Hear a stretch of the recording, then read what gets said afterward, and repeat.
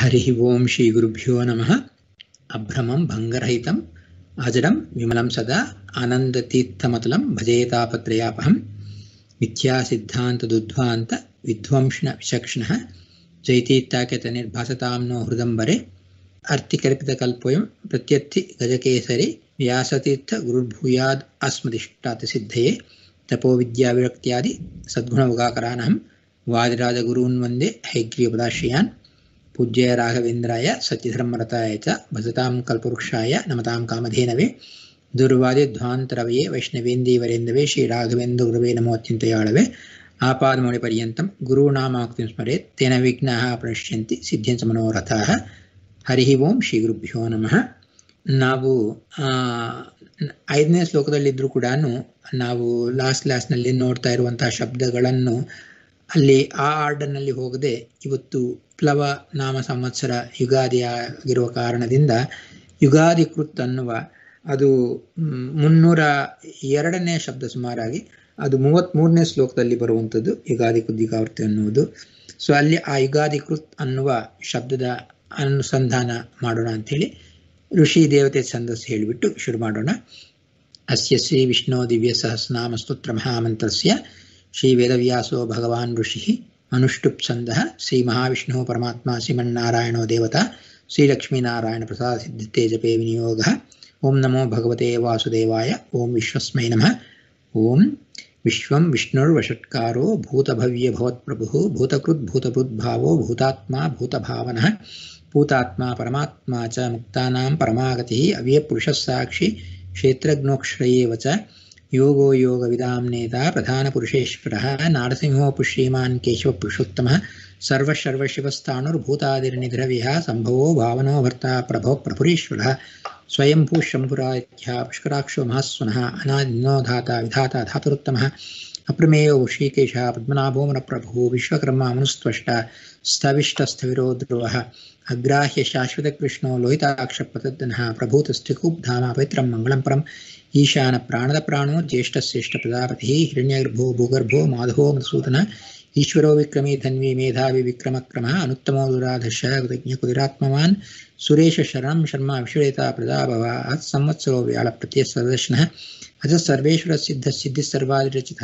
ವಿಶಾಖ ಪ್ರಮೇಯಾತ್ಮ ಸರ್ವಯೋಗ ವಿನಿಶ್ಚಿತಃ ವಸುರ್ವಸುಮನಃ ಸತ್ಯ ಸಮಾತ್ಮ ಸಮಿತಃ ಸಮಃ ಅಮೋಘ ಪುಂಡರೀಕಾಕ್ಷೋ ವೃಷಕರ್ಮ ವೃಷಾಕೃತಿ ರುದ್ರೋ ಬಹುಶಿರಾ ಬಭ್ರುರ್ವಿಶ್ವಯೋನಿಶುಚಿಶ್ರವಾಃ ಅಮೃತಃ ಶಾಶ್ವತಸ್ಥಾಣುರ್ವರಾರೋಹೋ ಮಹಾತಪಃ ಸರ್ವಗ ಸರ್ವವಿದ್ಭಾನುರ್ವಿಶ್ವಕ್ಸೇನೋ ಜನಾರ್ದನಃ ವೇದೋ ವೇದವ್ಯಂಗೋ ವೇದಾಂಗೋ ವೇದವಿತ್ಕವಿಃ ಲೋಕಾಧ್ಯಕ್ಷ ಸುರಾಧ್ಯಕ್ಷೋ ಧರ್ಮಾಧ್ಯಕ್ಷ ಕುತಾಕುತಃ ಚತುರಾತ್ಮ ಚತುರ್ವ್ಯೂಹಃ ಚತುರ್ದಂಶ ಚತುರ್ಭುಜಃ ಭ್ರಾಜಿಷ್ಣುರ್ಭೋಜನಂ ಭೋಕ್ತಾ ಸಹಿಷ್ಣುರ್ಜಗದಾಜಃ ಅನಘೋ ವಿಜಯೋ ಜೇತ ವಿಶ್ವಯೋನಿ ಪುನರ್ವಸುಃ ಉಪೇಂದ್ರೋ ವಾಮ್ನಪ್ರಾಂಶುರಮೋಘಸ್ಸುಚಿರಿತಃ ಅತೀಂದ್ರ ಸಂಗ್ರಹ ಸರ್ಗೋ ತತಾತ್ಮ ನೇಮೋಯಮಃ ವೇದ್ಯೋ ವೇದ್ಯ ಸದಾ ಯೋಗಿ ವೀರಃ ಮಾಧವೋ ಮಧು ಅತೀಂದ್ರಿಯೋ ಮಹಾಮಾಯೋ ಮಹೋತ್ಸಾಹೋ ಮಹಾಬಲಃ ಮಹಾಬುದ್ಧಿರ್ಮಹಾವೀರ್ಯೋ ಮಹಾಶಕ್ತಿರ್ಮಹಾದ್ಯುತಿ ಅನಿದ್ಯೇಶ ಉಪು ಶ್ರೀಮಾನಮೇಯಾತ್ಮ ಮಹಾದ್ಯದುತ್ ಮಹೇಶ್ವಾಸೋ ಮಹೀಭರ್ತ ಶ್ರೀನಿವಾಸಸ್ತಾಂಗತಿ ಅನಿರುದ್ಧ ಸುರಾನಂದೋ ಗೋವಿಂದೋ ಗೋವಿದಾಂಪತಿ ಮರೀಚಿರ್ದಮನೋ ಹಂಸ ಸುಪರ್ಣೋ ವಸುಗೋತ್ತಮಃ ಹಿರಣ್ಯನಾಭ ಸುತಪಾಃ ಪದ್ಮನಾಭ ಪ್ರಜಾಪತಿ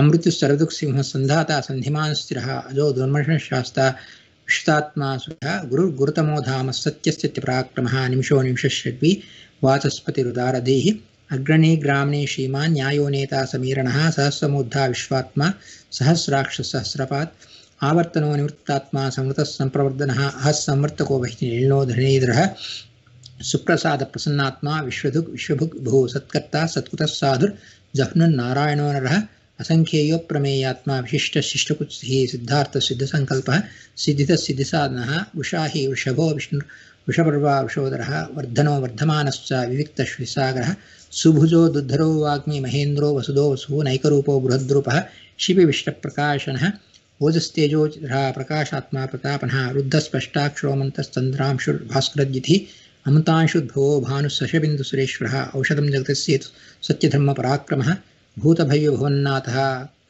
ಪವನಃ ಕಾಮಃ ಕಾಮಕುತ್ಕಾಂತ ಕಾಮಕಾಮಪ್ರದ ಪ್ರಭು ಯುಗಾದಿಕೃತ್ ಯುಗಾವರ್ತೋ ನೈಕಮಾಯೋ ಮಹಾಶನಃ ಅದೃಶ್ಯೋ ವ್ಯಕ್ತರೂಪಶ್ಚ ಸಹಸ್ರಜಿತ್ ಅನಂತಜಿತ್. ಇಲ್ಲಿ ಬರುವಂತಹ ಯುಗಾದಿಕೃತ್ ಅನ್ನುವ ಶಬ್ದ ಇಲ್ಲಿ ಯುಗಾದಿ ಕೆಲವು ಸಂದರ್ಭಗಳಲ್ಲಿ ಉಗಾದಿ ಅಂತಲೂ ಪ್ರಯೋಗ ಮಾಡ್ತಾರೆ.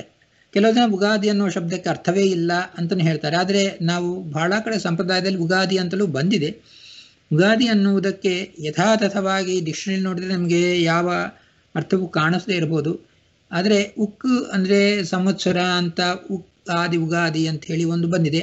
ಇಲ್ಲ ಉಗ ನಾವು ಶ್ರುತಿಗಳಲ್ಲಿ ಬರುತ್ತೆ. ಯ ವಿದ್ಯಾಯಾಮ್ ಉ ರಥಃ ಉ ವಿದ್ಯಾಯಾಮ್ ರಥಃ ಅನ್ನುವುದು ಏವ ಅನ್ನುವ ಅರ್ಥದಲ್ಲಿ ಪ್ರಯೋಗ ನಾವು ಕಾಣ್ತೀವಿ ಶ್ರುತಿಗಳಲ್ಲಿ. ಏವ ಏವ ಅಂತ ಹೇಳುತ್ತೆ. ಇದೇ ಇಷ್ಟೇ ಹೀಗೆ ಅದರ ಅಂದರೆ ಯವು ವಿದ್ಯಾಯಾಮ್ ರಥ ಅಂತ ಹೇಳಿದಾಗ ವಿದ್ಯೆಯಲ್ಲಿ ಮಾತ್ರ ರಥನಾಗಿ ಇದ್ದು ಅವಿದ್ಯೆಯ ಖಂಡನೆ ಮಾಡದೇ ಇದ್ದರೆ ಅದು ಸರಿಯಲ್ಲ ಅಂತ ಹೇಳ್ತಾರೆ. ಆದ್ದರಿಂದ ಅನ್ನುವುದು ಅದು ಮಾತ್ರ ಅಂತ ಹೇಳುವಂಥದ್ದು. ಹೀಗೆ ಅದು ಮಾತ್ರ ಅಂತ ಹೇಳಿದರೆ ಏನು ಅದು ಮಾತ್ರ? ಈ ಸಂವತ್ಸರ ಅದಕ್ಕೆ ಗ ಅಂದರೆ ಭಗವಂತ ಅಂದರೆ ಈ ಕಾಲದಲ್ಲಿ ಇಷ್ಟು ಮಾತ್ರ ಈ ಸಂವತ್ಸರದ ಒಂದು ಡ್ಯೂರೇಷನ್ ಅಂತ ಭಗವಂತ ಅದನ್ನು ನಿರ್ಣಯ ಮಾಡಿ ಅದರಲ್ಲಿ ಗನಾಗಿರ್ತಾನೆ. ಆ ಭಗವಂತ ಆ ವಿಧವಾಗಿ ಸಂವತ್ಸರದ ನಿರ್ಣಯ ಮಾಡ್ತಾನೆ. ಆದ್ದರಿಂದ ಆ ಅದಕ್ಕೆ ಆದಿಯಾಗಿರುವಂಥದ್ದು ಉಗಾದಿ. ಇಲ್ಲ ಅಂದರೆ ರುದ್ರ ಅಂತೆ.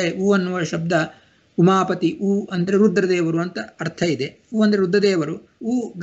ಅಂದರೆ ಆ ರುದ್ರದೇವರು ಅವರು ವಿಶೇಷವಾಗಿ ಈ ಯಾಕಂದ್ರೆ ರುದ್ರದೇವರು ಕೂಡ ಅವರಿಗೆ ಕೂಡ ಒಂದು ಕಾಲದಲ್ಲಿ ಕಾಲರುದ್ರ ಅಂತ ನಾವು ಕರಿತೀವಿ. ಕಾಲದಲ್ಲಿ ಅವರಿಗೆ ಕೂಡ ಒಂದು ಅಭಿಮಾನಿತ್ವ ಇದೆ. ಕಾಲ ನಿಯಾಮಕರಾಗದೇ ಇದ್ದರೂ ಕೂಡ ಕಾಲದ ಅಭಿಮಾನಿತ್ವ ಇದೆ. ಆದ್ದರಿಂದ ಕಾಲಾಭಿಮಾನಿಯಾಗಿರುವಂತಹ ರುದ್ರದೇವರನ್ನು ಸ್ಮರಣೆ ಮಾಡ್ತಾ ಅವರು ಈ ಸಂವತ್ಸರಕ್ಕೆ ಆ ರುದ್ರದೇವರನ್ನು ನಾವು ಧ್ಯಾನ ಮಾಡ್ತಾ, ಆದ್ದರಿಂದ ಆ ರುದ್ರದೇವರಿಂದ ಅಭಿಮನ್ಯವಾದ ಈ ಒಂದು ಸಂವತ್ಸರ ಯಾವುದಿದೋ ಅದಕ್ಕೆ ಆದಿಯಾಗಿರುವಂಥದ್ದು ಉಗಾದಿ ಅಂಥೇಳಿ. ಹಾಗೆ ಉಗಾದಿ ಅನ್ನೋದು ಕೂಡ ಇರುವಂಥದ್ದು. ಆದರೆ ಪ್ರಖ್ಯಾತಿಯಾಗಿರುವಂಥದ್ದು ಎಲ್ಲ ಕಡೆ ಸಮ್ಮತವಾಗಿರುವಂಥದ್ದು ಯುಗಾದಿ ಅನ್ನುವುದೇ ನಮಗೆ ಅನೇಕ ಜಾಗಗಳಲ್ಲಿ ಬರುವಂಥದ್ದು ಯುಗ. ಅಷ್ಟೇ ಅಲ್ಲದೆ ಯುಗ ಅಂತ ಹೇಳಿದರೆ ಈ ಸಂವತ್ಸರ ಯುಗ ಕಾಲ ಅಂದರೆ ನಾವು ಯಾವ ಯುಗಗಳನ್ನು ಹೇಳ್ತೀವೋ, ಕೃತಯುಗ, ತ್ರೇತಾಯುಗ, ದ್ವಾಪರಯುಗ, ಕಲಿಯುಗ ಅನ್ನೋದು ಆ ಯುಗ ಕಾಲ ಆರಂಭವಾದದ್ದು. ಆದ್ದರಿಂದ ಅಂದರೆ ಆ ದಿನವನ್ನು ತಗೊಂಡು ಅದು ಯುಗಾದಿ ಸಂವತ್ಸರಾದಿ ಆಗುನು ಅದನ್ನು ಪರಿಗಣನೆ ಮಾಡ್ತಾ ಬಂದಿದ್ದಾರೆ. ಆದ್ದರಿಂದ ಯುಗಾದಿ ಅನ್ನುವುದು ಆ ವಿಧವಾಗಿ ಬಂದಿದೆ. ಆದ್ದರಿಂದ ಆ ಯುಗಾದಿ ಕೃತ್ ಅಂತ ಭಗವಂತನನ್ನು ನಾವು ಹೇಗೆ ಅರ್ಥಾನುಸಂಧಾನ ಮಾಡುವುದು ಅಂತ ನೋಡಿದಾಗ ನಾವು ಭಗವಂತ ಯುಗ ಆದಿಕೃತ್, ಯುಗಗಳನ್ನು ಆರಂಭಿಸಿದವನು ಅನ್ನುವ ಅರ್ಥದಲ್ಲಿ ಯುಗಾನಾಂ ಆದಿಹಿ ಆರಂಭ ತಂ ಕರೋತಿ ಇತಿ ಯುಗಾದಿಕೃತ್, ಯುಗಗಳ ಆರಂಭವನ್ನು ಮಾಡುವವನು ಅಂಥೇಳಿ. ಅಂದರೆ ಕಾಲನಿಯಾಮಕನಾದ ಆ ಭಗವಂತ ಲಕ್ಷ್ಮೀದೇವಿ ಇವರಿಬ್ಬರು ಮಾತ್ರ ಕಾಲ ಅತೀತರು, ಕಾಲ ನಿಯಾಮಕರು. ಆದ್ದರಿಂದ ಆ ಕಾಲನಿಯಾಮಕನಾಗಿರುವಂತಹ ಭಗವಂತ ಆಯಾ ಯುಗಗಳ ಒಳಗೆ ತಾನು ಬಂದು ಈ ಪ್ರಪಂಚವನ್ನೆಲ್ಲ ಕೂಡ ನಡೆಸುವಂಥದ್ದು. ನಾವು ಬಹಳ ಕಡೆ ಪ್ರಯೋಗ ಮಾಡ್ತೀವಿ, ಕಾಲ ಅನ್ನೋದು is it cyclical or is it linear ಅಂತ ಬಹಳ ಸತಿ ನಮಗೆ ಬರುತ್ತೆ. ಆಚಾರ್ಯರು ಹೇಳುವಾಗ ಕೂಡ ಕಾಲ ನಿತ್ಯ ಅಂತ ಹೇಳ್ತಾರೆ. ಅಂದರೆ ಅದನ್ನು ನಿಜವಾಗಿ ಕಾಲ ಅದು ಪಾಸ್ಟ್ ಪ್ರೆಸೆಂಟ್ ಫ್ಯೂಚರ್ ಅಂತ ಇರುವಂಥದ್ದು. ಬರೇ ಸೈಕ್ಲಿಕಲ್ ಆದರೆ ಪಾಸ್ಟ್ ಪ್ರೆಸೆಂಟ್ ಫ್ಯೂಚರ್ ಅಂತ ಹೇಳಕ್ಕೆ ಬರೋದಿಲ್ಲ. ಸೊ ಕಾಲ ಅದು ಲೀನಿಯರ್ ಮಾತ್ರವೇ, ಸೈಕ್ಲಿಕ್ ಅಲ್ಲ ಅಂತಿಲ್ಲ. ಆದರೆ ಕಾಲಚಕ್ರ, ಯುಗಚಕ್ರ, ಈ ವಿಧವಾಗಿ ಚಕ್ರ ಅನ್ನೋ ಪ್ರಯೋಗ ನಾವು ಕಾಣ್ತೀವಿ. ಭಗವಂತ ಕಾಲಚಕ್ರವನ್ನು ನಡೆಸುತ್ತಾನೆ ಅಂಥೇಳಿ. ಆದ್ದರಿಂದ ಕಾಲಚಕ್ರ ಅನ್ನುವ ಪ್ರಯೋಗ ಇದೆ. ಮತ್ತೆ ಇದು time is it cyclical or is linear ಅಂತೇಳಿ. ನಿಜವಾಗಿ ಟೈಮ್ ಲೀನಿಯರ್ ಆದರೂ ಕೂಡ ಪ್ರಾಸೆಸ್ ಸೈಕ್ಲಿಕಲ್. ಅಂದರೆ ಕಾಲವನ್ನು ನೋಡ್ರಿ, ಅನಂತವಾದ ಕಾಲ ಇಸ್ ಬಿಗಿನಿಂಗ್ಲೆಸ್ ಅಂಡ್ ಎಂಡ್ಲೆಸ್, ಅನಾದಿ ಅನಂತ. ಈ ವಿಧವಾಗಿ ಅನಂತವಾದ ಕಾಲವನ್ನು ನಾವು ವ್ಯವಹಾರ ಮಾಡಬೇಕಂದ್ರೆ, ಲೋಕದಲ್ಲಿ ವ್ಯವಹಾರ ಮಾಡುವುದಕ್ಕೆ ಅದನ್ನು ಸೈಕ್ಲಿಕ್ ಪ್ರಾಸೆಸ್ ಉಪಯೋಗಿಸಿದ್ರೆ ನಾವು ವ್ಯವಹಾರ ಮಾಡಿದ್ರೆ, ಅದನ್ನು ಖಂಡ ಮಾಡಿದರೆ ಅನೇಕ ನಿಮಿಷಗಳಾಗಿ, ವರ್ಷಗಳಾಗಿ, ತಿಂಗಳ ರೂಪದಲ್ಲಿ ಅನೇಕ ರೀತಿಯಲ್ಲಿ ಕಾಲದ ವಿಭಾಗವನ್ನು ಮಾಡ್ತೀವಿ. ವಿಭಾಗಗಳು ಮಾಡಿದಾಗ ಅದಕ್ಕೆ ಹೆಸರಿಟ್ಟು ವ್ಯವಹಾರ ಮಾಡ್ತೀವಿ. ಅನಂತ ವಿಭಾಗಗಳಾದರೆ ಅನಂತ ಹೆಸರಿಟ್ಟು ನಾವು ಮಾಡಲಿಕ್ಕೆ ನಮ್ಮಿಂದ ಸಾಧ್ಯವಾಗುವುದಿಲ್ಲ. ಆದ್ದರಿಂದ ಪ್ರಪಂಚದಲ್ಲಿ ಎಲ್ಲೆಲ್ಲಿ ಸೈಕ್ಲಿಕ್ ಪ್ರಾಸೆಸ್ ಇದೆ ಅದರ ಆಧಾರವಾಗಿ ಇಟ್ಟುಕೊಂಡು ಒಂದು ದಿನದಲ್ಲಿ ಗಂಟೆಗಳು, ಅದು ಕಾಲ. ನಾವು ವಾಚ್ ಇಟ್ಟುಕೊಂಡು ವಾಚ್ನಲ್ಲಿ ಅದಕ್ಕೆ ಹೀಗೆ ಸರ್ಕಲ್ ಆಗಿ ರೋಟೇಟ್ ಆಗುತ್ತದೆ.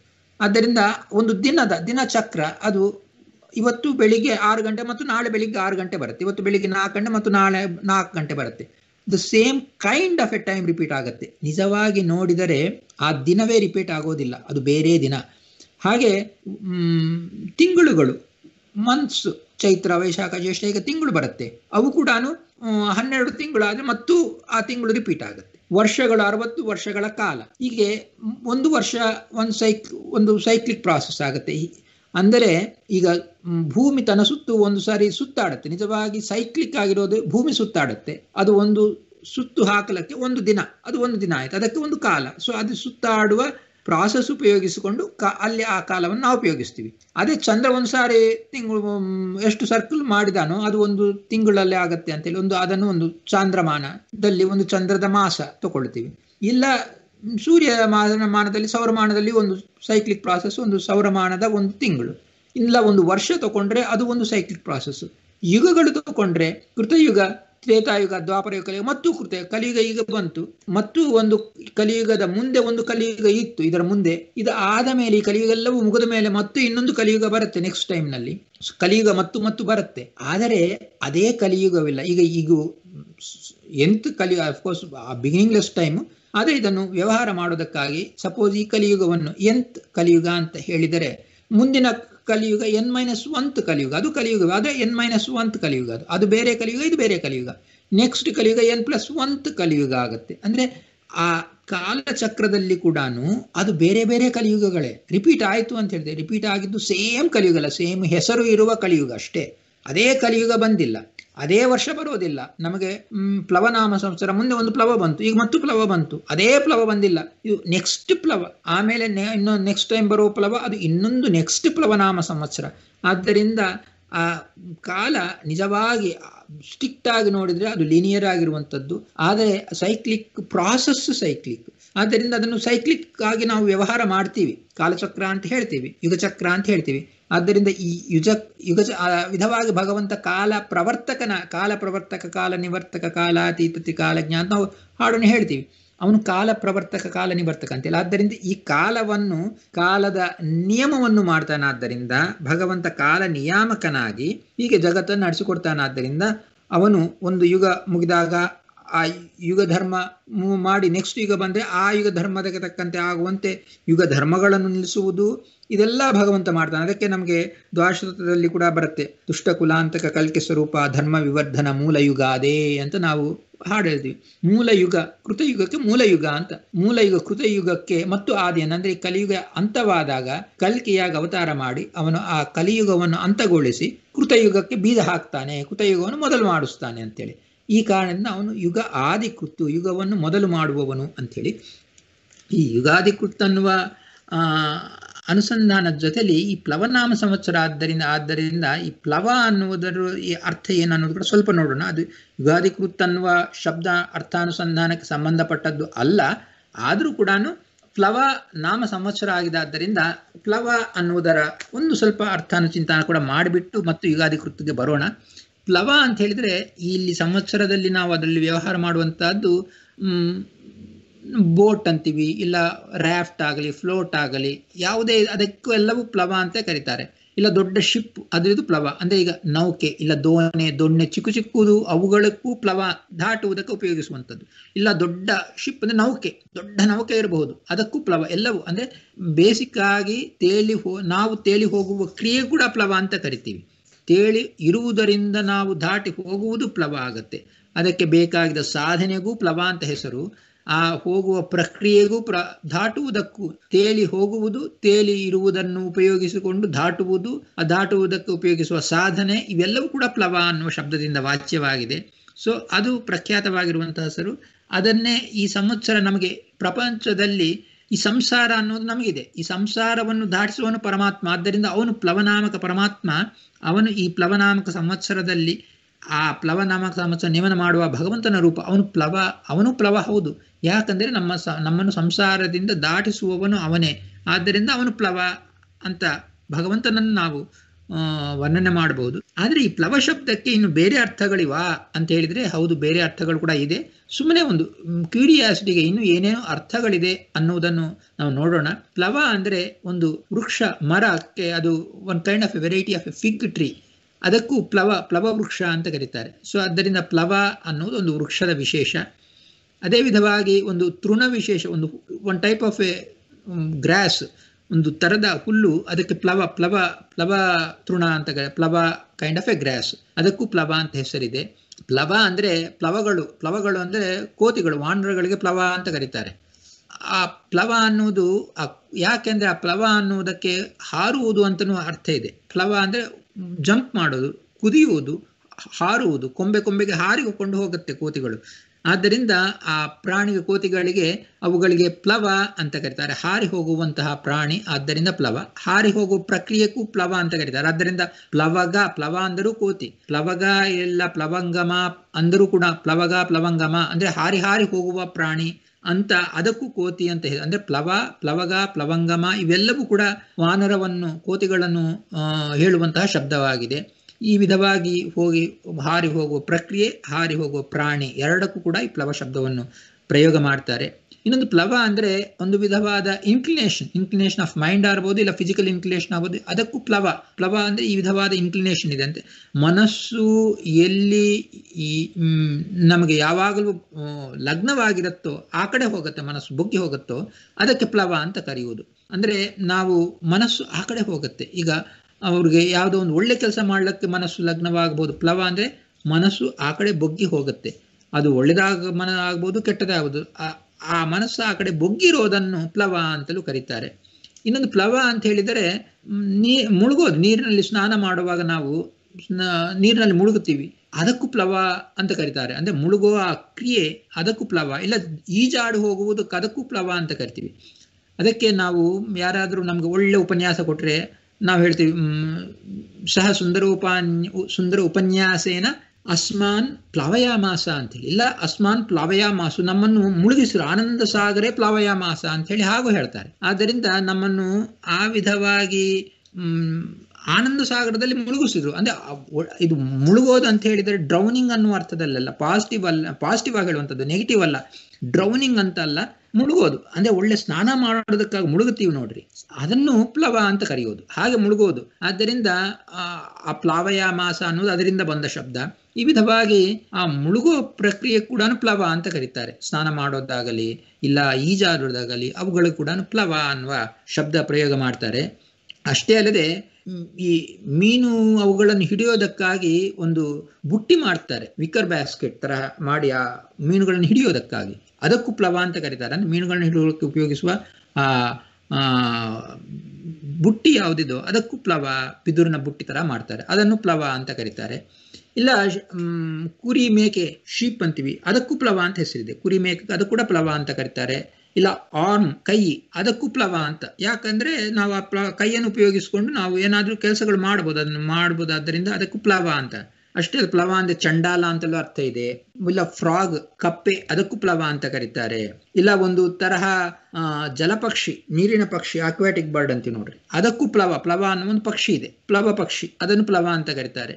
ಪ್ಲವ ಅನ್ನೋದು ಇವೆಲ್ಲ ನಾನು ನೌನ್ ಫಾರ್ಮ್ಸ್ ಹೇಳಿದ್ದೀನಿ. ಇಲ್ಲ ಕ್ರಿಯೆಯನ್ನು ಜೆರಂಡ್, ಕ್ರಿಯೆಯ ಪದ ಅಂದ್ರೆ ಕ್ರಿಯೆ ನೌನ್ ಫಾರ್ಮ್ ಆಗಿ ಮಾಡುವಂಥದ್ದು ಪ್ಲವ ಅನ್ನೋದಿದೆ, ಪ್ಲವ ಕ್ರಿಯೆ. ಇಲ್ಲ ಪ್ಲವ ಅನ್ನೋದು ಅಡ್ಜೆಕ್ಟಿವ್ ಆಗಿ ವಿಶೇಷಣವಾಗಿ ಕೂಡ ಬಳಸ್ತಾರೆ. ಪ್ಲವ ಅಂದ್ರೆ ಅಶಾಶ್ವತವಾದದ್ದು, ಟ್ರಾನ್ಸಿಯೆಂಟ್ ಅಂತೀವಲ್ಲ, ಅದಕ್ಕೂ ಪ್ಲವ ವಸ್ತು ಅಂದ್ರೆ ಟ್ರಾನ್ಸಿಯೆಂಟ್ ಆಬ್ಜೆಕ್ಟ್, ಅದಕ್ಕೆ ಅಶಾಶ್ವತವಾದದ್ದು ಅನ್ನೋದಕ್ಕೂ ಕೂಡ ಪ್ಲವ ಅಂತ ಪ್ರಯೋಗ ಮಾಡ್ತಾರೆ. ಹೀಗೆ ಪ್ಲವ ಶಬ್ದಕ್ಕೆ ಬೇರೆ ಬೇರೆ ಅರ್ಥಗಳಿದ್ದು ಕೂಡ ನಾವು ಈ ಸಂವತ್ಸರದಲ್ಲಿ ನಮಗೆ ಪ್ರಯುಕ್ತವಾಗಿರುವಂಥದ್ದು, ಅಪ್ರಾಪ್ರಿಯೇಟ್ ಆಗಿರುವಂಥದ್ದು, ದಾಟಿಸುವಂಥದ್ದು, ಶಿಪ್, ಫ್ಲೋಟ್, ದೊಣ್ಣೆ ಇಲ್ಲ ನೌಕೆ, ನಾವೆ ಅನ್ನುವ ಅರ್ಥದಲ್ಲಿ ಪ್ಲವ ಅನ್ನೋದು ಅಪ್ರಾಪ್ರಿಯೇಟ್. ನಮಗೆ ಈ ಸಂಸಾರ ಸಾಗರದಿಂದ ದಾಟಿಸುವವನು ಪರಮಾತ್ಮ, ಅವನು ನಿಜವಾದ ಪ್ಲವ. ಆದ್ದರಿಂದ ಅಂತಹ ನಮಗೆ ಸಂಸಾರದ ನೌಕೆಯಾಗಿರುವ ಪರಮಾತ್ಮನ ಚಿಂತನೆಯನ್ನು, ಆ ರೂಪವನ್ನು, ಆ ಹೆಸರನ್ನು ನಾವು ಈ ಪ್ಲವ ಅನ್ನೋದರಲ್ಲಿ ನೋಡ್ಬೋದು. ಆದ್ದರಿಂದ ಈ ಪ್ಲವನಾಮಕ ಸಂವತ್ಸರದ ನಿಯಾಮಕನಾಗಿ ಇರುವ ಭಗವಂತನ ರೂಪದ ಚಿಂತನೆಯನ್ನು ನಾವು ಮಾಡೋಣ. ಸೊ ಈ ಪ್ಲವನಾಮ ಸಂವತ್ಸರ, ಆ ಯುಗಾದಿ, ಪ್ಲವ ಯುಗಾದಿ, ಯುಗಾದಿ ಕೃತ್ ಅಂತ ಹೇಳಿದಾಗ ಈ ಯುಗ ಮೊದಲಾದಂಥ ಯುಗ ಮಾತ್ರವೇ ಯುಗ ಆದಿ ಕೃತ್ ಅಂದ್ರೆ ಆದಿ ಅಂದ್ರೆ ಎಟ್ಸೆಟ್ರಾ ಅಂತ ತಗೊಂಡ್ರೆ ಯುಗ ಮುಂತಾದವೆಲ್ಲವೂ ಅಂದ್ರೆ ಯುಗ ಆಗಲಿ, ತಿಂಗಳಾಗಲಿ, ಮಾಸ ಆಗಲಿ, ದಿನ ಆಗಲಿ, ಪಕ್ಷ ಆಗಲಿ, ಎಲ್ಲ ಕಾಲ ವಿಶೇಷಗಳನ್ನು ಕೂಡ, all kinds of time segments, ಅವು ಎಲ್ಲವನ್ನೂ ಮಾಡ್ತಾ ಕಾಲನಿಯಾಮಕನಾಗಿ ಪರಮಾತ್ಮ ಇರ್ತಾನಾದ್ದರಿಂದ ಅವನು ಈ ವಿಧವಾಗಿ ಯುಗಾದಿಕೃತು ಯುಗ ಮುಂತಾದಂತಹ ಕಾಲ ವಿಶೇಷಗಳನ್ನು ಮಾಡ್ತಾನೆ ಅನ್ನುವುದು. ಯುಗಕ್ಕೂ ಯೋಗಕ್ಕೂ ಕೂಡ ಒಂದು ವಿಧವಾದ ಲಿಂಕ್ ಇದೆ. ಯಾಕಂದ್ರೆ ಯುಗ ಶಬ್ದವು ಯೋಗ ಶಬ್ದವು ಕೂಡ ಎರಡು ಯುಜ್ ಅಂದ್ರೆ ಕೂಡಿರುವಂಥದ್ದು, ಟುಗೆದರ್ನೆಸ್, ಅದಕ್ಕೆ ಯುಜ್ಯತೆ ಅಂತ ಪ್ರಯೋಗ ಮಾಡ್ತೀವಿ. ಯುಜ್ ಅನ್ನುವ ಧಾತುವಿನಿಂದ ಬಂದದ್ದೇ ಯುಗ ಯೋಗ ಎರಡು ಕೂಡ. ಆದ್ದರಿಂದ ಭಗವಂತ ಅವನು ಯೋಗಿಗಳಿಂದ ಯಾವಾಗಲೂ ಧ್ಯಾನ ಮಾಡಲ್ಪಡ್ತಾನಾದ್ದರಿಂದ ಅವನು ಕೂಡ ಯುಗ ಅಂತ ಹೇಳಿದರೆ ಯುಜ್ಯತೆ ಸಂಬದ್ಯತೆ ಸರ್ವದಾ ಯೋಗಿಭಿ ಸ್ವಹೃದಿ ಇತಿ ಯುಗ ಅಂತೇಳಿ. ಯುಗ ಅಂದ್ರೆ ಯುಜ್ಯತೆ, ಯೋಗಿಗಳಿಗೆ ಯೋಗಿ ಅಂತ ಯಾಕೆ ಕರಿತೀವಿ? ಅವರು ಯೋಗ ಜ್ಞಾನೋಪಾಯ ಅಂತ ನಾವು ಗೀತೆಯಲ್ಲಿ ನೋಡಿದ್ದೀವಿ. ಯೋಗ ಅಂದ್ರೆ ಜ್ಞಾನೋಪಾಯ. ಯಾಕೆ? ಭಗವಂತನ ಜೊತೆಲಿ ಇರುವುದಕ್ಕೆ ಅದು ಭಗವಂತನನ್ನು ಸೇರುವುದಕ್ಕೆ ನಮಗೆ ಸಾಧನವಾಗಿದೆ. ಆದ್ದರಿಂದ ಯುಜ್ ಜ್ಞಾನೋಪಾಯ. ಆ ಯೋಗವನ್ನು ಜ್ಞಾನೋಪಾಯವನ್ನು ತಿಳಿದವರು ಯೋಗಿಗಳು ಭಗವಂತನನ್ನು ಯಾವ ಧ್ಯಾನ ಮಾಡ್ತಾ ಇದ್ದಾರೆ. ಆದ್ದರಿಂದ ಅಂತಹ ಯೋಗಿಗಳಿಂದ ಯುಜ್ಯತೆ, ಅವರ ಹೃದಯಗಳಲ್ಲಿ ಭಗವಂತನನ್ನು ಈ ವಿಧವಾಗಿ ಧ್ಯಾನ ಮಾಡ್ತಾರಾದ್ದರಿಂದ ಆ ಯೋಗಿಗಳ ಹೃದಯದಲ್ಲಿ ಇದ್ದು ಅವರ ಧ್ಯಾನಕ್ಕೆ ವಿಷಯನಾಗಿದ್ದಾನಾದ್ದರಿಂದ ಭಗವಂತ ಅವನು ಯುಜ್ಯತೆ ಇತಿ ಯುಗ, ಯೋಗಿಗಳಿಂದ ಸಂಬದ್ಧನಾಗಿ ಅವರ ಹೃದಯದಲ್ಲಿ ನೆಲೆಸಿದ್ದು ಅವರಿಂದ ಧ್ಯಾನಿಸಲ್ಪಡ್ತಾನಾದ್ದರಿಂದ ಭಗವಂತನಿಗೆ ಯುಗ ಅಂತ ಕರೀತಾರೆ. ಆದ್ದರಿಂದ ಯುಜಿರ್ ಯೋಗೆ ಅನ್ನುವ ಧಾತುವಿನಿಂದ ಬಂದದ್ದು. ಅವನು ಯುಗ ಆಗಿದ್ದಾನೆ. ಆದ್ಯಂ ಚತುರ್ಮುಖಂ ಕರೋತಿ ಇತಿ ಸುಜತಿತಿ ಆದಿಕೃತ ಅಂತೇಳಿ. ಆದಿ ಅಂತ ಕರೆಯಲ್ಪಡುವ ಚತುರ್ಮುಖ ಬ್ರಹ್ಮನನ್ನು ಸೃಷ್ಟಿ ಮಾಡಿದ್ದಾನೆ. ಅಂದರೆ ಯುಗ ಮತ್ತು ಆದಿಕೃತ್ ಎರಡು. ಸೊ ಈ ಎರಡಾಗಿ ಈ ಶಬ್ದವನ್ನು ಬಿಡಿಸಿದಾಗ ಅನೇಕ ವಿಧವಾಗಿ ಬಿಡಿಸಬಹುದು. ಒಂದು ಯುಗ ಆದಿಕೃತ್ ಅಂತ ಒಟ್ಟಾರೆ ನೋಡುವುದು, ಇಲ್ಲ ಯುಗ ಅನ್ನುವುದು ಸಪರೇಟು, ಆದಿಕೃತ್ ಅನ್ನುವುದು ಸಪರೇಟ್ ಆಗಿ ನೋಡುವುದು, ಯುಗ ಇಲ್ಲ ಆದಿಕೃತ್ ಮೂರನ್ನು ಸಪರೇಟ್ ಮಾಡುವುದು. ಈಗ ಎರಡಾಗಿ ಮಾಡಿದರೆ ಯುಗ ಅಂತ ಹೇಳಿದರೆ ಭಗವಂತ ಯೋಗಿಗಳಿಂದ ಧ್ಯಾನಿಸಲ್ಪಟ್ಟವನು, ಆದಿಕೃತ್ ಆದಿಯಾಗಿರುವ ಚತುರ್ಮುಖ ಬ್ರಹ್ಮನನ್ನು ಸೃಷ್ಟಿ ಮಾಡಿದವನು ಅನ್ನುವ ಅರ್ಥ. ಆವಾಗ ಅವನು ಭಗವಂತ ಆದಿ ಅಗ್ರಜ, ಅಂದರೆ ಎಲ್ಲ ಜೀವರಾಶಿಯನ್ನು ಸೃಷ್ಟಿ ಮಾಡಲಿಕ್ಕೆ ಮುಂಚೆ ಮೊದಲು ಆದಿಕವಯೇ ಮುಹ್ಯಂತಿಯಂ ಸೂರ್ಯ ಅಂತ, ಅದಕ್ಕೆ ಆದಿಕವಿ ಅಂತಲೂ ಭಾಗವತದಲ್ಲಿ ನಾವು ಕೇಳಿದ್ದೀವಿ. ಸೊ ಚತುರ್ಮುಖ ಬ್ರಹ್ಮನನ್ನು ಆದಿಕವಿ ಅಂತ ಕರೀತಾರೆ. ಆ ವಿಧವಾಗಿ ಆದಿಯಾಗಿರುವಂತಹ ಮೊದಲು ಎಲ್ಲರಿಗಿಂತ ಮೊದಲು ಸೃಷ್ಟಿ ಮಾಡಲ್ಪಟ್ಟ ಆ ಚತುರ್ಮುಖ ಬ್ರಹ್ಮದೇವರು ಅಂತಹ ಚತುರ್ಮುಖ ಬ್ರಹ್ಮದೇವರನ್ನು ಸಹಿತ ಸೃಷ್ಟಿ ಮಾಡಿದ್ದಾನಾದ್ದರಿಂದ ಭಗವಂತ ಅವನು ಆದಿಕೃತ್ ಅಂತ ಭಗವಂತನಿಗೆ ಹೆಸರು. ಅಷ್ಟೇ ಅಲ್ಲದೆ ದ್ವಾಶ್ರೋತದಲ್ಲಿ ನಮಗೆ ಅಗ್ರಜಂ ಯಸ್ ಸಜ್ಜಾಜಮಗ್ರ್ಯಾಕೃತಿಂ ಅಂತ ಹೇಳ್ತಾ ಪ್ರಣಯಾಮ ವಾಸುದೇವಂ ದೇವತಾ ಮಂಡಲ ಅಖಂಡಮಣ್ಣ ಅಂತ ಬರುತ್ತೆ ನೋಡ್ರಿ. ಅಲ್ಲಿ ಕೂಡ ಅಗ್ರಜ ಅಂತ ಪ್ರಯೋಗ ಮಾಡ್ತಾರೆ. ಚತುರ್ಮುಖ ಅಗ್ರ ಅಂದ್ರೆ ಮೊದಲು ಹುಟ್ಟಿದವನು. ಆದ್ದರಿಂದ ಚತುರ್ಮುಖ ಬ್ರಹ್ಮದೇವರಿಗೆ ಅಗ್ರಜ. ಅಂತಹ ಚತುರ್ಮುಖ ಬ್ರಹ್ಮದೇವರನ್ನು ಯಹ ಸಸಜ್ಜ, ಯಾರು ಸೃಷ್ಟಿ ಮಾಡಿದ್ದಾನೋ ಅವನು ಅಜನು. ಚತುರ್ಮುಖ ಬ್ರಹ್ಮದೇವರಿಗೆ ಅಜ ಅಂತಲೇ ಹೆಸರು. ಅಜ ಅಂದ್ರೆ ಪರಮಾತ್ಮನಿಗೆ ಅಜ ಅಂದ್ರೆ ಹುಟ್ಟಿಲ್ಲದವನು. ಚತುರ್ಮುಖ ಬ್ರಹ್ಮದೇವರಿಗೆ ಅಜ ಅಂದ್ರೆ ಆ ನಾಮಕ ನಾರಾಯಣನಿಂದ ಹುಟ್ಟಿದವನು. ಆ ನಾರಾಯಣ, ಆ ವಿಷ್ಣು ರೀತಿ ಪ್ರೋಕ್ತ ಅಂತ ಹೇಳಿ, ಆ ಅಂದ್ರೆ ವಿಷ್ಣು, ನಾರಾಯಣ ಅವನಿಗೆ ಹುಟ್ಟಿದ್ದಾನಾದ್ದರಿಂದ ಚತುರ್ಮುಖ ಬ್ರಹ್ಮದೇವರಿಗೂ ಅಜ ಅಂಥೇಳಿ. ಈ ವಿಧವಾಗಿ ಆಕೃತಿಯಾಗಿರುವಂತಹ ಮೊದಲು ಹುಟ್ಟಿರುವಂತಹ ಆ ಚತುರ್ಮುಖ ಬ್ರಹ್ಮದೇವರನ್ನು ಸಹಿತ ಸೃಷ್ಟಿದವನಾದ್ದರಿಂದ ಭಗವಂತ ಆದಿಕೃತ್ ಅಂತ ಕರೆಯಲ್ಪಟ್ಟವನಾಗಿದ್ದಾನೆ. ಈ ವಿಧವಾಗಿ ಭಗವಂತ ಯುಗ ಮತ್ತು ಆದಿಕೃತ್ ಆಗಿದ್ದಾನೆ. ಅಷ್ಟೇ ಅಲ್ಲದೆ ಭಗವಂತ ಏನು ಮಾಡಿದ, ಸೃಷ್ಟಿಯ ಮೊದಲಿನಲ್ಲಿ ಸರಸ್ವತಿ ಚತುರ್ಮುಖ ಬ್ರಹ್ಮ ಇವರಿಬ್ಬರ ಮೂಲಕವಾಗಿ ಅವರ ಜೋಡಿಯನ್ನು ನಿರ್ಮಾಣ ಮಾಡಿದ್ದಾನೆ ಅಂತೇಳಿ. ಅಂದ್ರೆ ಸೃಷ್ಟಿಯ ಪ್ರಾರಂಭದಲ್ಲಿ ಚತುರ್ಮುಖ ಬ್ರಹ್ಮದೇವರು ಮೊದಲು ಸೃಷ್ಟಿ ಮಾಡಿದರೆ ಅವರೊಬ್ಬರೇ ಏನು ಮಾಡುವಂತಿಲ್ಲ, ಅವರು ಸುಮ್ಮನೆ ಕ್ರೀಡಿಸುವಂತಿಲ್ಲ. ಆದ್ದರಿಂದ ಭಗವಂತ ಏನು ಮಾಡಿದ, ಪತಿ ಪತ್ನಿ ಇಬ್ಬರನ್ನು ಕೂಡ ಅಂದ್ರೆ ಚತುರ್ಮುಖ ಬ್ರಹ್ಮದೇವರು ಸರಸ್ವತಿ ದೇವಿ ಇಬ್ಬರೂ ಬರುವಂತೆ ಮಾಡಿದ ಅಂಥೇಳಿ. ಆ ವಿಧವಾಗಿ ಆದಿ ಮಿಥನಸ್ಯ ಸರಸ್ವತಿ ಬ್ರಹ್ಮಾಖ್ಯಸ್ಯ ಕರ್ತ ಯುಗಾದಿಕೃತ್, ಯುಗ ಒಟ್ಟಾರೆ ಜೋಡಿಯಾಗಿರುವ, ಯುಗ ಅಂದ್ರೆ ಏನು, ಪೈರ್ ಅಂತ. ಯುಗ ಅನ್ನುವ ಶಬ್ದಕ್ಕೆ ಪೈರ್ ಅಂತ ಅರ್ಥ ಇದೆ. ಅದಕ್ಕೆ ಪಾದಯುಗಕ್ಕೆ ನಮಸ್ಕಾರ, ಪಾದಯುಗಳಕ್ಕೆ ಯುಗಳ ಅಂತ ಪ್ರಯೋಗ ಮಾಡ್ತೀವಿ. ಅವರ ಪಾದಯುಗಕ್ಕೆ ನಮಸ್ಕಾರ, ಯುಗ ಅಂದ್ರೆ ಪೈರ್. ಆದ್ದರಿಂದ ಯುಗ ಪೈರ್. ಯಾರು ಆದಿಯುಗ ಮೊದಲಿರುವಂತಹ ಪೈರ್ ಯಾರು, ಸರಸ್ವತಿ ಚತುರ್ಮುಖ ಬ್ರಹ್ಮದೇವರು. ಈ ವಿಧವಾಗಿ ಚತುರ್ಮುಖ ಬ್ರಹ್ಮದೇವರು ಸರಸ್ವತಿ ಅನ್ನುವ ಆದಿ ದಂಪತಿಗಳು ಆ ಆದಿ ದಂಪತಿಗಳನ್ನು ಭಗವಂತ ಸೃಷ್ಟಿ ಮಾಡಿದ. ಆದ್ದರಿಂದಲೂ ಕೂಡ ಭಗವಂತನಿಗೆ ಯುಗಾದಿಕೃತ್ ಅಂತೇಳಿ ಅದಕ್ಕೆ ಹೇಳ್ತಾರೆ. ಸವೈ ನೈವರೇಮೇ ತಸ್ಮಾದ್ ಏಕಾಕಿ ನರಮತೆ. ಇದು ಬೃಹದಾರಣ್ಯಕೋಪನಿಷತ್ತು ಬರುವಂಥದ್ದು. ಸ ದ್ವಿತೀಯಂ ಐಕ್ಷತ್ ಸ ಹ ಏತೌ ಆನಾ ಆಸ ಯಥಾ ಸ್ತ್ರೀ ಪುಮಾಂಸೌ ಸಂಪರಿಷ್ವಕ್ತೌ ಸ ಇಮಂ ಏವ ಆತ್ಮಾನಂ ದ್ವೇಧಾ ಅಪಾತಯತ್ ತತಃ ಪತಿಶ್ಚ ಪತ್ನಿ ಚ ಅಭವತಾಂ ತಸ್ಮಾದ್ ಇದಂ ಅರ್ಧ ಭೃಗಳಮಿವ ಸ್ವ ಇತಿ ಹ ಸ್ಮ ಆಹ ಯಾಜ್ಞವಲ್ಕ್ಯಃ ತಸ್ಮಾತ್ ಅಯಂ ಆಕಾಶಃ ಸ್ತ್ರೀಯಾ ಪೂರ್ಯತ ಏವ ತಾಂ ಸಮಭವತ್ ತತೋ ಮನುಷ್ಯ ಅಜಾಯಂತ ಅಂಥೇಳಿ ಆ ಸರಸ್ವತಿ ಬ್ರಹ್ಮ ಅವರಿಬ್ಬರ ಜೋಡಿಯನ್ನು ದಂಪತಿಗಳನ್ನು ಮಾಡಿ ಅವರ ಮೂಲಕ ಮೊದಲು ರುದ್ರದೇವರನ್ನು ಸೃಷ್ಟಿಸುತ್ತಾರೆ. ರುದ್ರಾದಿಗಳನ್ನು ಜನ್ಮ ಕೊಟ್ಟು ಹಾಗೆ ಸೃಷ್ಟಿಯಾದಿಯಲ್ಲಿ ಆ ರುದ್ರದೇವರ ಸೃಷ್ಟಿ ಮಾಡಿದ ಮೇಲೆ ಮಿಕ್ಕ ಸಮಸ್ತ ಜೀವರಾಶಿಗಳನ್ನು ಸೃಷ್ಟಿ ಮಾಡಿ ಇದೆಲ್ಲ ಮಾಡುವ ಸಾಮರ್ಥ್ಯವನ್ನು ಸೃಷ್ಟಿ ಮಾಡುವ ಸಾಮರ್ಥ್ಯವನ್ನು ಚತುರ್ಮುಖನಿಗೆ ಅನುಗ್ರಹ ಮಾಡಿ ಆ ಭಗವದ್ ಅನುಗ್ರಹದಿಂದಲೇ ಚತುರ್ಮುಖ ಬ್ರಹ್ಮದೇವರು ಎಲ್ಲರ ಸೃಷ್ಟಿಯನ್ನು ಮಾಡಿದ್ದಾರೆ ಅನ್ನುವ ವಿಷಯ ನಮಗೆ ಆ ಬೃಹದಾರಣ್ಯಕೋಪನಿಷತ್ತಲ್ಲಿ ಬರುವಂಥದ್ದು.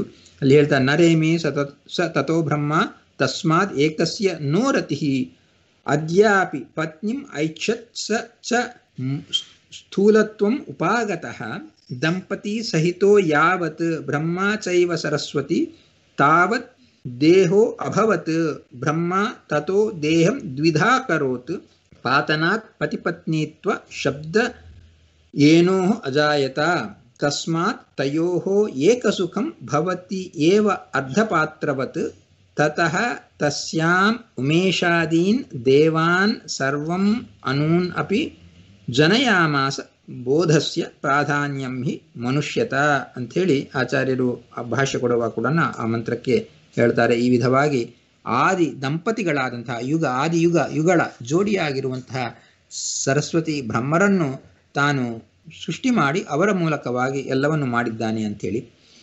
ಅದಾದ ಅಷ್ಟೇ ಅಲ್ಲದೆ ಯುಗ ಅಂದರೆ ನಾವು ಪೇರ್ ಅಂತ ನೋಡಿದ್ದೀವಿ. ಯುಗ ಆದಿಕೃತ್ ಅಂದರೆ ಈ ಪ್ರಪಂಚದಲ್ಲಿ ಎಲ್ಲವೂ ಯುಗಗಳೇ. ಯುಗ ಅಂದರೆ ದ್ವಂದ್ವಗಳು, pairs. Everything is in pairs.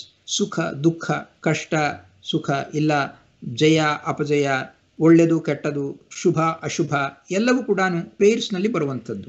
ಆದ್ದರಿಂದ ಈ ವಿಧವಾಗಿ ದ್ವಂದ್ವಾತ್ಮಕವಾಗಿ ಎಲ್ಲ ಜೀವರಾಶಿಗಳಿಗೆ ಸುಖ ದುಃಖಾದಿಗಳು ಮುಂತಾದಂತಹ ದ್ವಂದ್ವಾತ್ಮಕವಾದಂತಹ ಈ ಸಂಸಾರ ಅದನ್ನು ಭಗವಂತ ಮೊದಲಿಟ್ಟಿದ್ದಾನೆ. ಯುಗ ಪೇರ್ಸ್ ಅದಕ್ಕೆ ಆ ಮೂಲಕವಾಗಿ ಯುಗಗಳ ಮೂಲಕವಾಗಿ ಆದಿಕೃತ್ ಈ ಸಂಸಾರವನ್ನು ಎಲ್ಲರಿಗೂ ಶುರು ಮಾಡಿದ್ದಾನೆ. ಅಂದರೆ ಈ ಸಂಸಾರ ಅವಸ್ಥೆಯಲ್ಲಿ ಎಲ್ಲರನ್ನು ಇಟ್ಟಿದ್ದಾನೆ.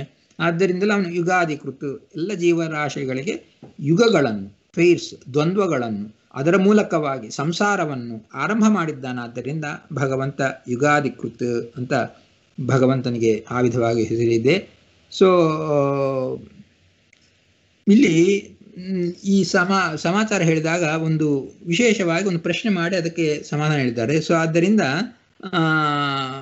ಆ ಪ್ರಶ್ನೆ ಏನು, ಆ ಸಮಾಧಾನ ಏನು ಅನ್ನೋದು ಕೂಡ ನಾವು ನೋಡೋಣ. ಏನಂತ ಹೇಳಿದರೆ ಎಲ್ಲರಿಗೂ ಬರುವ ಸಂಶಯ ಏನಂದರೆ ಪರಮಾತ್ಮನಿಗೆ ಚತುರ್ಮುಖ ಮಗ ಆಗಿದ್ದಾನೆ, ಸರಸ್ವತಿ ದೇವಿ ಮಗಳಾಗಿದ್ದಾಳೆ. ಸೊ ಮಗಳನ್ನು ಮಗನಿಗೆ ವಿವಾಹ ಮಾಡಿದ್ದಾನೆ ಪರಮಾತ್ಮ.